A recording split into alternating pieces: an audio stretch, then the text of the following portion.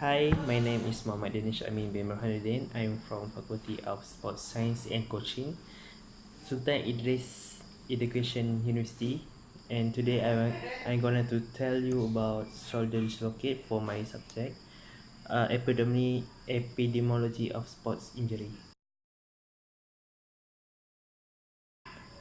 Shoulder dislocate is an injury in which your upper arm bone pop out of the upper cup shaped socket that part of your shoulder blade.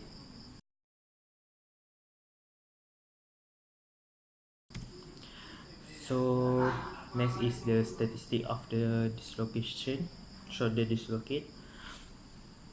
Around 2% of the population have some instability of the shoulder joint. Overall, 1.7 people dislocate their shoulder. Through the statistic may almost double in people with high physical demand. Almost half of dislocation occur in people aged between 15 to 29 years old. So you can see here the statistic for the shoulder dislocation in Australia 2018 last year.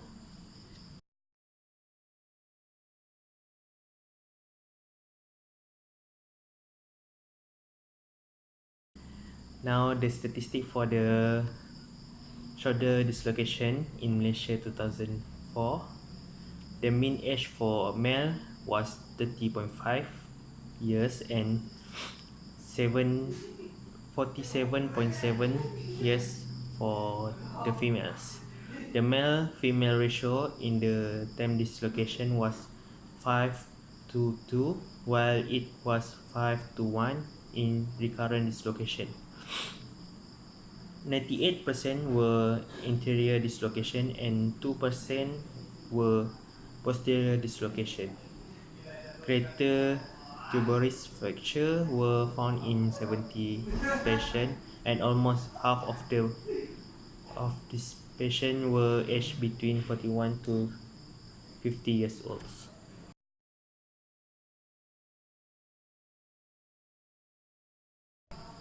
For my study case is Theo Walcott.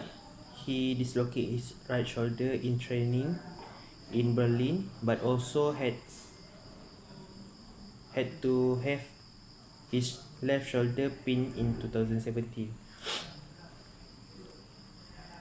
How they how they fix how they fix it, as as was the case of Walcott, a doctor must put the joint back into place immediately. The shoulder should then be immobilized in a sling for 2 to 3 weeks before a period of the physiotherapy to build strength in the rotator cuff muscle in the shoulder. Doctor recommends sporting activity should be avoided around 6 weeks to allow the injury to heal properly. And why the shoulder dislocation take long time to heal? Because the bone might go back in immediately, but the ligament around the bone are normally torn, while the shoulder cartilage and the fibrous capsule enclosing the joint could also be damaged. Recurring dislocation are likely because this structure was damaged never regained their original strength. Surgery is normally recommended after 4 time dislocations.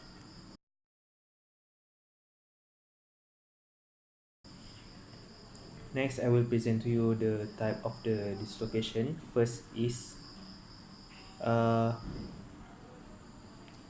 anterior dislocation. Shoulder dislocation occur in the anterior direction in 95% of the case.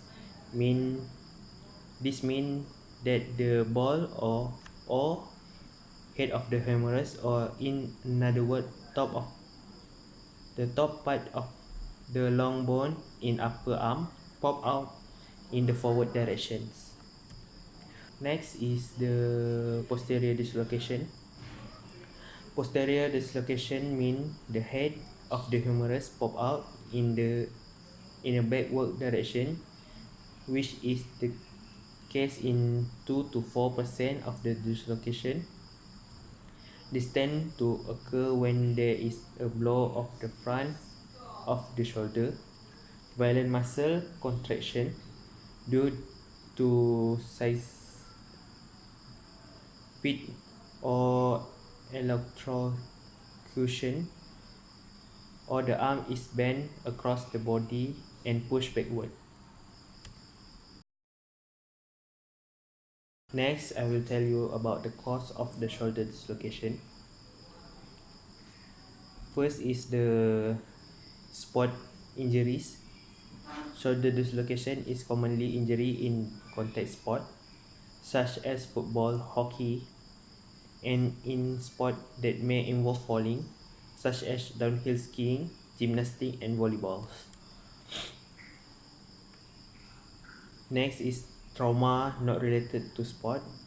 A hard blow to your shoulder during motor vehicle accident is commonly source of dislocations. Next is falling. You may dislocate your shoulder during a falls, such as from a landing or from tripping on loose rock. Loose rock. Next, I will tell you about the signs and the symptoms of the shoulder dislocate. There are four signs. First is a visible deform or out of place shoulder. Number two is swelling or bruising. Number three is intense pain. And number four is inabilities to move the joint.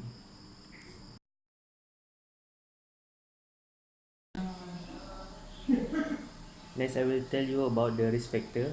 First, repeated shoulder stress. You may be at the risk of the shoulder dislocation if you are an athlete participating in repetitively or overhead sports such as baseball, tennis, swimming, or volleyball. Even cheers involve repetition such as painting or lifting object overhead may cause this injury.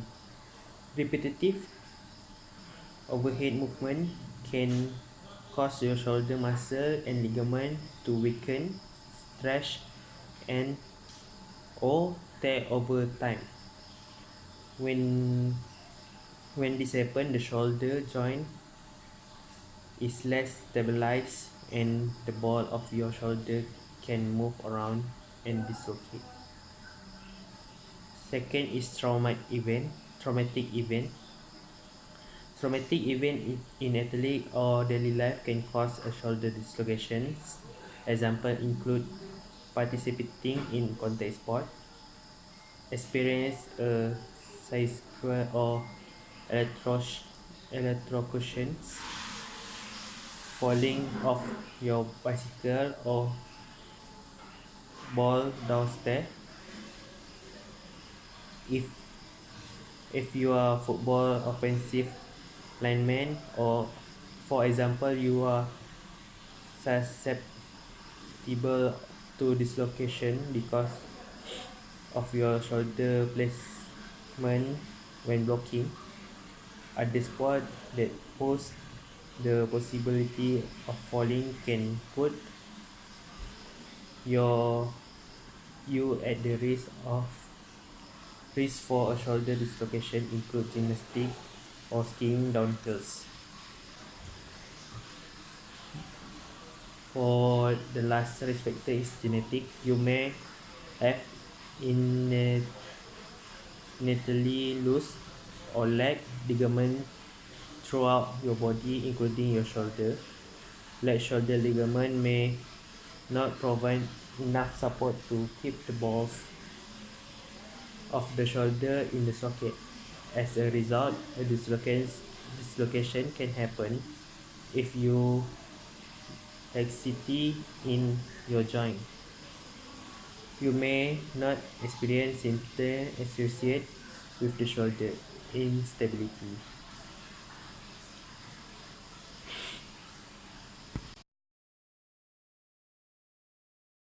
Next, I will tell you about the treatment. There are five treatments for this shoulder dislocation. First is close reduction. Your doctor may try some gentle maneuver to help your shoulder bone back into their proper position. Depend on the amount of pain and swelling. You may need a muscle relaxation or sedative or rally a general anesthetic before manipulation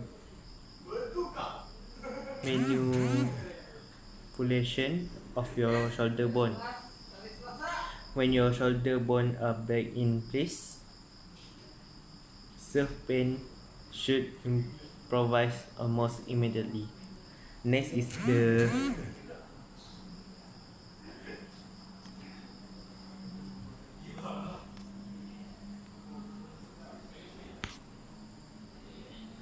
next is the surgery.